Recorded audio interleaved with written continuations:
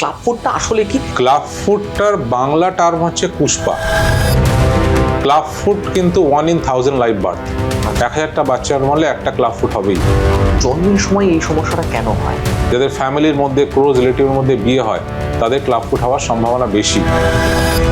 চিকিৎসাটা ঠিক কিরকম হয়? ইনিশিয়ালি আমরা যেটা করি, আমরা প্লাস্টার শুরু করি, 4 থেকে 6টা প্লাস্টার হবে।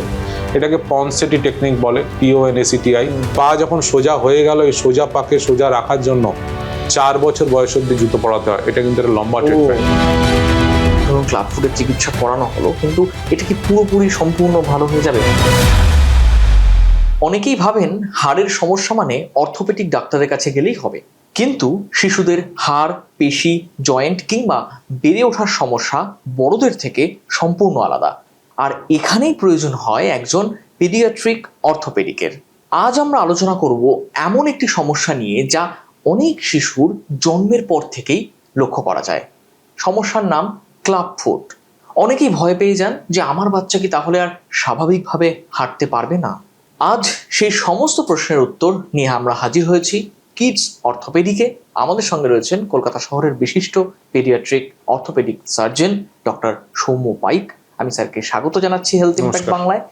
স্যার, এই ক্লাব ফুটের বিষয়টি নিয়ে আমরা তো আলোচনায় আসবো, কিন্তু তার আগে আমাদের একটু জানা দরকার যে পেডিয়াট্রিক অর্থোপেডিক আসলে কি এবং কখন একজন শিশুকে নিয়ে বাবা মা পেডিয়াট্রিক অর্থোপেডিকের কাছে যাবে। ডাক্তারিতে যখন আমরা সবাই এসছি, আমাদের সবারই MBBS ডিগ্রি আছে। অনেক সময় ডাক্তারির অনেক দিন আগে থেকে ডাক্তারিতে এত ভাগ ছিল না।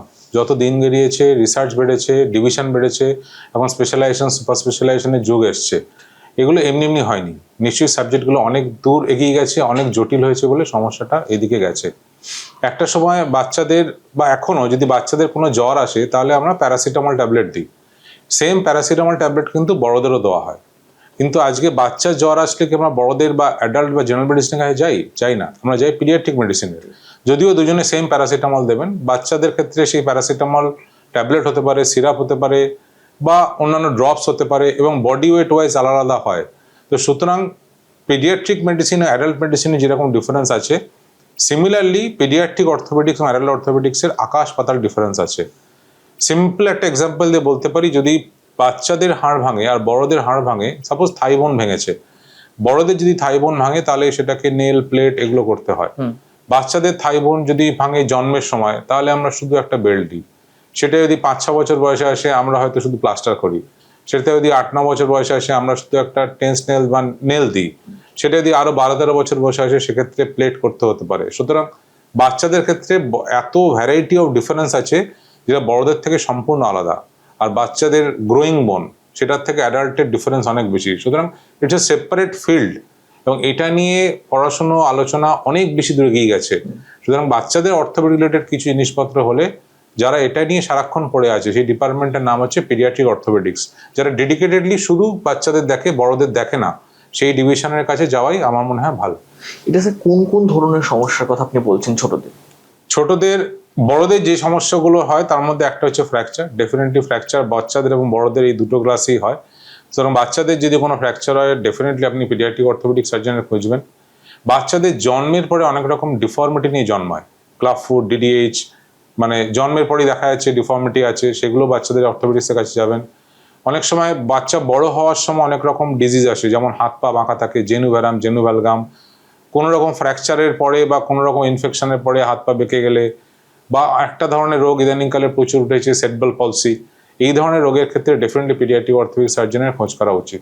একেবারেই। আজকের বিষয়টা স্যার যেটা আমরা বেছে নিয়েছি, দর্শকদেরই প্রশ্ন যে এই ক্লাব ফুট, অনেক ছোটদের জন্মের পর থেকে দেখা যায় ক্লাব ফুট, এই ক্লাব ফুটটা আসলে কি সেটা আগে একটু আমাদের বলুন। ক্লাব ফুটটার বাংলা টার্ম হচ্ছে কুষ্পা। এবার কুষ্পা বললে অনেকে বুঝতেই পারবে না। ক্লাব ফুট মানে হচ্ছে, ক্লাব হচ্ছে গলফ ক্লাব, যে গলফের যে স্টিক থাকে তাকে ক্লাব বলা হয়। সেখানে গলফের স্টিকের একটা লম্বা সরু থাকে স্টিকটা, আর তার নিচের পোর্শনটা এরকম বাঁকা থাকে। তো পাটা ওই রকমই দেখতে হয়, পাটা সরু হয়। পা মানে হাঁটু এবং অ্যাঙ্কেল, নি আর অ্যাঙ্কেলের মধ্যে যে লেগ পোর্শনটা ন্যারো থাকে, আর ফুটটা এরকম বেন্ড থাকে। তাই কারণে ওকে গলফ ক্লাব থেকে ক্লাব ফুট কথাটি এসছে। ক্লাব ফুট কিন্তু 1 in 1000 লাইভ বার্থ। 1000টা বাচ্চার মধ্যে একটা ক্লাব ফুট হবেই।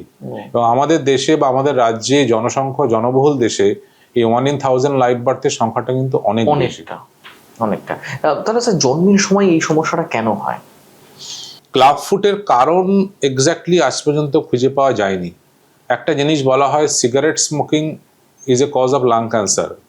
সিগারেট স্মোকিং কিন্তু লাং ক্যান্সারের কজ নয়, কারণ অনেক ক্ষেত্রেই দেখা যায় যারা সিগারেট প্রচুর খান তাদের লাং ক্যান্সার হয় না, আবার যারা সিগারেট খান না তাদেরও লাং ক্যান্সার হতে পারে। সুতরাং এটাকে বলা হয় অ্যাসোসিয়েশন ফ্যাক্টর, নট কজ। যারা প্রচুর সিগারেট খায় তাদের লাং ক্যান্সার হতে পারে, এগুলোকে অ্যাসোসিয়েশন ফ্যাক্টর বলে। কিন্তু ক্লাব ফুডের কিছু অ্যাসোসিয়েশন ফ্যাক্টর পাওয়া গেছে, কজ নয়। অ্যাসোসিয়েশন ফ্যাক্টর মানে হচ্ছে যাদের কনস্যাঙ্গুইনাস ম্যারেজ, যাদের ফ্যামিলির মধ্যে ক্লোজ রিলেটিভের মধ্যে বিয়ে হয়, তাদের ক্লাব ফুড হওয়ার সম্ভাবনা বেশি। আবার বলছি, এর মানে এই নয় যে যাদের বিয়ে হচ্ছে না ক্লোজ তাদের মধ্যে হবে না, কিন্তু দেখা গেছে ক্লোজ ফ্যামিলি ম্যারেজ মধ্যে বিয়ে হলে বা কনস্যাঙ্গুইনাস ম্যারেজে ক্লাব ফুডের সম্ভাবনা বাড়তে থাকে। আচ্ছা, তাহলে স্যার এটা কি আগে থেকে ওই গর্ভাবস্থায় আল্ট্রাসাউন্ডের মাধ্যমে কোনোভাবে ধরা যায় না? আল্ট্রাসাউন্ড অবস্থায় ধরা যাওয়া উচিত, এবং অনেক সময় আল্ট্রাসাউন্ড আমাদের দেশের বিভিন্ন ভিলেজ এরিয়াতে অনেক জায়গা থেকে আল্ট্রাসাউন্ড রিপোর্ট আসে যেখানে ক্লাব ফুড রিপোর্ট ছিল না, কিন্তু পরবর্তীকালে জন্মের পরে দেখা গেল ক্লাব ফুড রিপোর্ট বেরিয়েছে, তখন একটা দোষারোপ করার টেন্ডেন্সি আসে, তাহলে আল্ট্রাসাউন্ড ধরতে পারলো না কেন। আমাদের দেশে না চিকিৎসা ব্যবস্থার এত ভ্যারাইটি অফ সেট আপ আছে, এবার বিভিন্ন জায়গায় যে সমস্ত আল্ট্রাসোনোগ্রাফি স্ক্যান হয় সব জায়গাতে ভালো মেশিন নাও থাকতে পারে, সবসময় ডাক্তারের উপর দোষ নয়।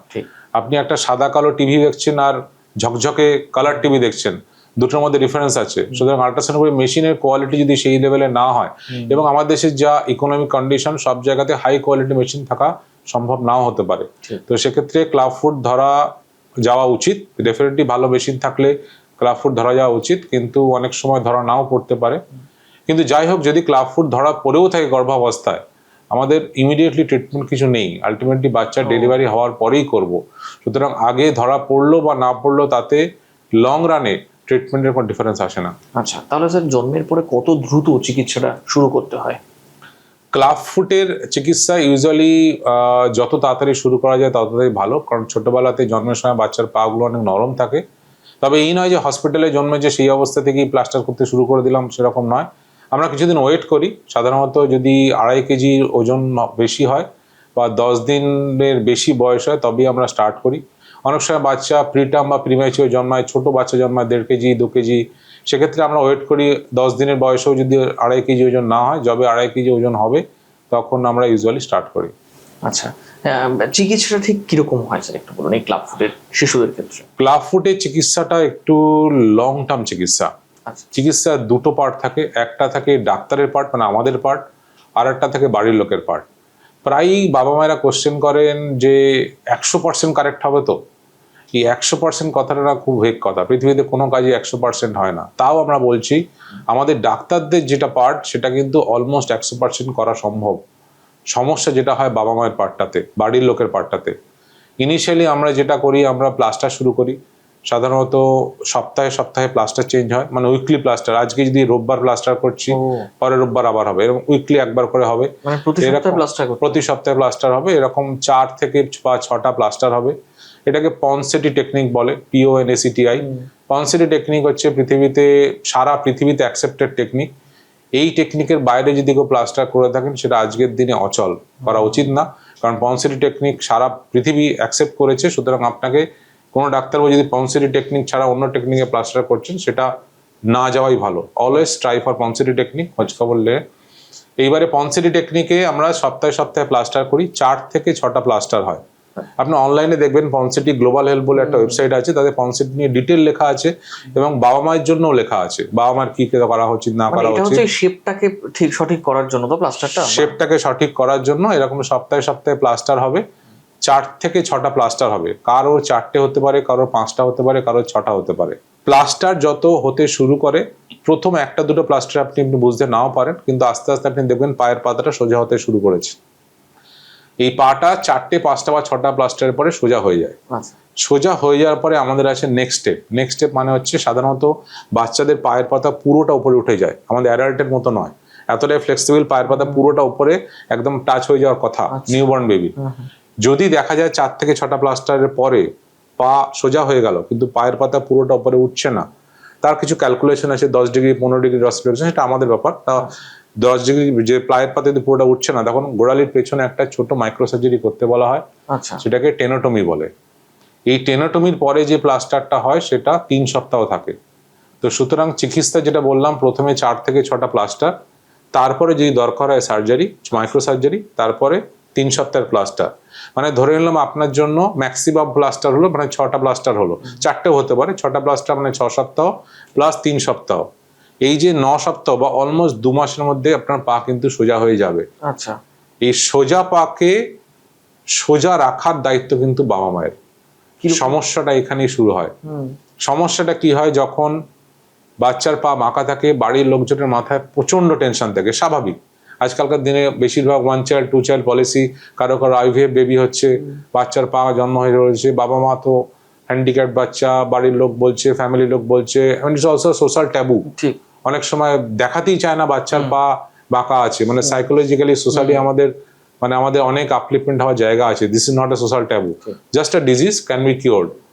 তো সেক্ষেত্রে পা বাঁকা থাকা অবস্থায় বাবা মায়ের মাথায় প্রচুর টেনশন থাকে, বাড়ির লোকের মাথায় টেনশন থাকে। যখন তারা একবার দেখে নিল পায়ের পাতাটা সোজা হয়ে গেছে, মাথা থেকে টেনশনটা সাডেনলি জিরো হয়ে যায়। এখানেই সমস্যা। আমরা যেটা বলেছি যে 2টো পার্ট থাকে ডাক্তার এই ক্লাব ফুট চিকিৎসা, একটা ডাক্তারদের পার্ট, একটা বাড়ির লোকের পার্ট। এই ডাক্তারদের পার্টটা আমরা মোটামুটি বলে দেবো কিওর হয়ে যাবে। আচ্ছা, এইবার পা যখন সোজা হয়ে গেল, এই সোজা পাকে সোজা রাখার জন্য 4 বছর বয়স অব্দি জুতো পরাতে হয়। এটা কিন্তু একটা লম্বা ট্রিটমেন্ট। আচ্ছা, সুতরাং বাচ্চা শুরু করলো আমার কাছে, যদি কোনো বাচ্চা ক্লাব ফুট নিয়ে আসে, আমি বলি আমার কাছে কিন্তু, বা যে কোনো ডাক্তারের কাছে যখন ক্লাব ফুট নিয়ে যাচ্ছেন, 4 বছর অব্দি টিকে থাকতে হবে। যদি আমি পা সোজা করে দেওয়ার দায়িত্ব আমার, কিন্তু পা সোজাকে সোজা রাখার দায়িত্ব কিন্তু বাড়ির লোকের। আমি শুধু গাইড করতে পারি। স্পেশাল কিছু জুতো আছে, জোড়া জুতো ইউজ করতে হয়, সেই জুতোটা পরতে হয়। কিন্তু ওই যে আগের বললাম যে একবার যদি পা সোজা হয়ে যায়, তখন মাথা থেকে টেনশন চলে যায়, আর বাচ্চা জুতো পরে না, জুতো পরাতে চায় না, সেক্ষেত্রে পা কিন্তু আবার আগের জায়গায় বেঁকে যাওয়ার সম্ভাবনা থাকে। এবং তারও চিকিৎসা আছে, এই নয় না যে তার চিকিৎসা নেই, কিন্তু সেক্ষেত্রে চিকিৎসাটা অনেক বেশি কমপ্লিকেটেড, জটিল মাল্টিপল সার্জারি। আমার কাছে 20 বছর বয়সের বাচ্চা ক্লাব ফুটে এসছে, কিন্তু সেই দিকে না যাওয়াই ভালো। যত আপনি লেট প্রেজেন্টেশন, যত কমপ্লিকেশনের দিকে যাবেন, তত চিকিৎসাটা অত বেশি কমপ্লিকেটেড হবে, তত প্রবলেম বাড়বে। আর যদি স্যার এরকম আপনি যেটা বলছিলেন সোশ্যাল ট্যাবু আছে, অনেক বাবা মা হয়তো দেখাতে চায় না যে আমার শিশুর পাটা এরকম বা স্বাভাবিক পায়ের মতো না, অন্য শিশুদের মতো স্বাভাবিক নয়, সেই ক্ষেত্রে যদি কেউ চিকিৎসা না করান জন্মের পর থেকে, তাহলে সেটা পরবর্তীতে কি ধরনের সমস্যা বা জটিলতা তৈরি হতে পারে? জিনিসটা এতটাই সোশ্যাল ট্যাবুতে পরিণত হয়েছে। আমার কাছে ইউজুয়ালি বাচ্চার অন্নপ্রাশন হয়, হিন্দু ফ্যামিলিতে 6 মাসে অন্নপ্রাশন হয়। আমাদের 6 মাসের অনেক আগে পা সোজা হয়ে গেছে, কিন্তু জুতোটা যেহেতু সেই সময় পড়াতে হয়, বাবা মায়ের কাছে রিকোয়েস্ট আছে আমার কাছে যে অন্নপ্রাশনের দিনটা কি জুতো না পরিয়ে থাকা যাবে। মানে সাইকোলজিক্যাল ট্যাবু এমন জায়গায় চলে গেছে যে আমি তখন উল্টো বলি, না ওটা অবশ্যই পড়াবেন, তাহলে আমার মার্কেটিং হবে যে চিকিৎসা হয়েছে। তো যাই হোক, এটা মানে নট জোকস অ্যাপার্ট, কিন্তু সাইকোলজিক্যালি এই জায়গাতে চলে গেছে যে অনেকেই দেখাতে চান না, কিন্তু এটা ডিজিজ কিওর হয়ে যাবে। এবার যদি কেউ যদি চিকিৎসা না করেন, তো আমাদের দেশ না এমন একটা জায়গা যেখানে সমস্ত ভ্যারাইটি, সারা পৃথিবী থেকে অন্যান্য দেশ থেকে ডাক্তাররা আমাদের ফিল্ডে দেখতে আসে আমার দেশে চিকিৎসা ব্যবস্থা কেমন, কারণ আমাদের দেশের সমস্ত ভ্যারাইটিস অফ পেশেন্ট পাওয়া যায়। নিউবর্ন ফ্রেশ পেশেন্টও পাচ্ছি, নেগলেক্টেড 20 বছরের ক্লাব ফুটও পাচ্ছি, রিসেন্টলি আমি একটা 24 বছরের ক্লাব ফুটের মায়েরও অপারেশনও করেছি। তো সেক্ষেত্রে সমস্ত ভ্যারাইটি পাওয়া যায়, সমস্ত স্টেজেই চিকিৎসা আছে। কিন্তু ওই যে বললাম যে যত লেট করে আপনি প্রেজেন্ট করবেন, তত জিনিসটা কমপ্লিকেটেড হবে, রেসিডুয়াল প্রবলেম থেকে যাওয়ার সম্ভাবনা থেকে যাবে। সুতরাং যত আর্লি প্রেজেন্ট করবেন, যত আর্লি বাচ্চাকে নিয়ে আসবেন, তত চিকিৎসা ইজি এবং কমপ্লিটের দিকে যাবে। ঠিক। একটা প্রশ্ন স্যার অনেক বাবা মায়ের মধ্যে থাকতে পারে যে ধরুন ক্লাব ফুটের চিকিৎসা করানো হলো, কিন্তু এটা কি পুরোপুরি সম্পূর্ণ ভালো হয়ে যাবে? মানে সেই যেই শিশু ক্লাব ফুট নিয়ে জন্মালো, সে পরবর্তীতে একদম স্বাভাবিক সুস্থ স্বাভাবিক পা তার হবে? বেশিরভাগ ক্লাব ফুট না ইডিওপ্যাথিক ভ্যারাইটি, এটা একটা medical term. 95% club foot idiopathic variety, কিছু আছে সিন্ড্রোমিক ভ্যারাইটি, সেগুলো খুব কম। কিন্তু যেটা 95% বললাম ইডিওপ্যাথিক ভ্যারাইটি ক্লাব ফুট, তার যদি ঠিকঠাক চিকিৎসা হয়, বাড়ির লোক যদি না বলে দেয় যে ছোটবেলায় বাঁকা ছিল, বাড়ির বাইরের কারোর পক্ষে দেখে বোঝা সম্ভব না ওর বাঁকা ছিল। তো এটা এতটাই রিওয়ার্ডিং প্রসেস। এই কারণে বারবার বলছি পনসেটি টেকনিক, ইগনাসিও পনসেটি, তার একটা সারা লাইফ লং এর কাজ দেওয়ার পরে সারা পৃথিবীতে এটা অ্যাকসেপ্টেড হয়েছে।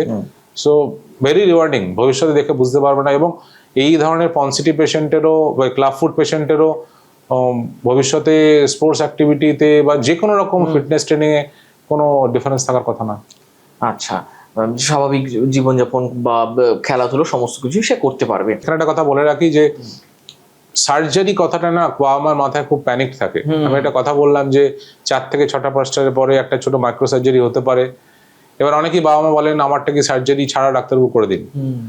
ডাক্তারবাবু করার কিছু ক্ষমতা নেই। সিস্টেম পা যেদিকে যাবে আমি সেদিকেই আমাকে প্রসিড করতে হবে। স্ট্যাটিস্টিক্যালি দেখা গেছে যদি 100টা বাচ্চা ক্লাব ফুট নিয়ে আসে 80 থেকে 85টা বাচ্চার কিন্তু ওই মাইক্রো সার্জারিটা লাগে। সুতরাং মাইক্রো সার্জারিটা খুবই কমন প্রসিডিওর, রুটিনলি হয়ে থাকে। সুতরাং কারোর যদি মাইক্রো সার্জারিটা লাগে তাকে সেটা করতে হবে, অ্যাভয়েড করার কোনো রাস্তা নেই। আপনি যদি জোর করে অ্যাভয়েড করেন ভবিষ্যতে পায়ের ক্ষতি হওয়ার সম্ভাবনাই বেশি। মানে সার্জারিটা অত কমপ্লিকেটেড নয় আপনি বলছেন। Small duration surgery, micro surgery, অল্প এবং সময় লাগে এবং- সাধারণত লোকাল অ্যানেস্থেসিয়াতে হয় নিউবর্ন বেবি থাকলে। বড় বাচ্চা হলে সেক্ষেত্রে জেনারেল অ্যানেস্থেসিয়া লাগে। আমরা এতক্ষণ ধরে অনেকগুলো বিষয় নিয়ে স্যার আলোচনা করলাম। আপনি একেবারে শেষ প্রান্তে এসে একটু বলুন যে বাবা মায়েরা খুব কমন কোন ভুলগুলো করে থাকেন যে শিশুর ক্লাব ফুট হয়ে তার বাবা মায়েরা। প্রথমে আমি বলেছি যে ক্লাব ফুটের একটা মেনটেনেন্স হয়ে যাচ্ছে। পা সোজা করে দেওয়ার পরে সোজা পাকে সোজা রাখা, এই 4 বছর অবধি টিকে থাকা। আর আমাদের কোনো কারণে যদি আস্তে আস্তে পা সোজা হয়ে যাওয়ার পরে জুতো না পরান তাহলে পা বাঁকতে পারে, তখন আপনি লোকটা লুকিয়ে রাখলেন যে জুতো পরিয়ে সোজা করে দেবো। একটা জিনিস শুধু মাথায় রাখা দরকার, জুতোর কাজ কিন্তু বাঁকা পাকে সোজা করা নয়। জুতোর কাজ হচ্ছে ডাক্তারবাবু পা সোজা করে দেবেন, সেটা মেনটেন করা। পা যদি কোনোভাবে বেঁকে যায় সেটা আপনি জুতো দিয়ে কোনোদিনও সোজা করতে পারবেন না। সেই সময় যদি আপনি লুকিয়ে যান, ডাক্তারবাবুর কাছে চেম্বারে গেলেন না, ফলো আপে গেলেন না, ওই বাঁকা পা আস্তে আস্তে বাড়তে থাকবে। সুতরাং পা যদি একবার বেঁকে যায় অবশ্যই ইমিডিয়েটলি ফলো আপে যেতে হবে। সেক্ষেত্রে আবার প্লাস্টার করে পা সোজা করে দেওয়ার পরে তারপরে আবার জুতো চালাতে হবে। সুতরাং জুতো মেনটেনেন্স 4 বছর বয়স অবধি এটা মোস্ট ক্রুশিয়াল, এবং এইখানে যেন কোনোভাবে মিস্টেক না হয়। একেবারে অনেক ধন্যবাদ স্যার, বিস্তারিত জানালেন আপনি। এতগুলো প্রশ্ন ছিল দর্শকদের, আশা করি আপনারাও সব প্রশ্নের উত্তর পেয়েছেন। আসলে একটা জিনিস মাথায় রাখবেন যে ক্লাব ফুট মানে কিন্তু সারা জীবনের প্রতিবন্ধকতা নয়। অধিকাংশ শিশুই কিন্তু সময় মতো চিকিৎসা করালে তারা কিন্তু হাঁটবে, দৌড়বে, খেলাধুলোও করবে, যেমন ডাক্তারবাবু বললেন। কাজেই যদি কোনো শিশু, আপনার শিশু যদি ক্লাব ফুট নিয়ে জন্মান বা আপনার পরিবারে যদি এমন কেউ থেকে থাকে, যত দ্রুত সম্ভব বিশেষজ্ঞ চিকিৎসকের কাছে যান, কারণ এটা কোনো প্রতিবন্ধকতা নয়, শুধু চিকিৎসার অপেক্ষা। সঠিক চিকিৎসা হলে নিশ্চয়ই সে সুস্থ স্বাভাবিক জীবন পাবে, সুস্থ স্বাভাবিক মানুষের মতোই জীবন অতিবাহিত করবে। আজকের মতো এখানেই শেষ করব। যদি কোনো প্রশ্ন থেকে থাকে অবশ্যই আমাদের কমেন্ট বক্সে জানাবেন। আপনারা যারা নতুন এসেছেন আমাদের চ্যানেলটিকে সাবস্ক্রাইব করবেন, কারণ স্বাস্থ্য সংক্রান্ত নানা বিষয় নিয়ে আমরা প্রতিনিয়ত আপনাদের জন্য আলোচনা করছি। ভালো থাকবেন, সুস্থ থাকবেন এবং সন্তানকে ভালো রাখবেন। ধন্যবাদ।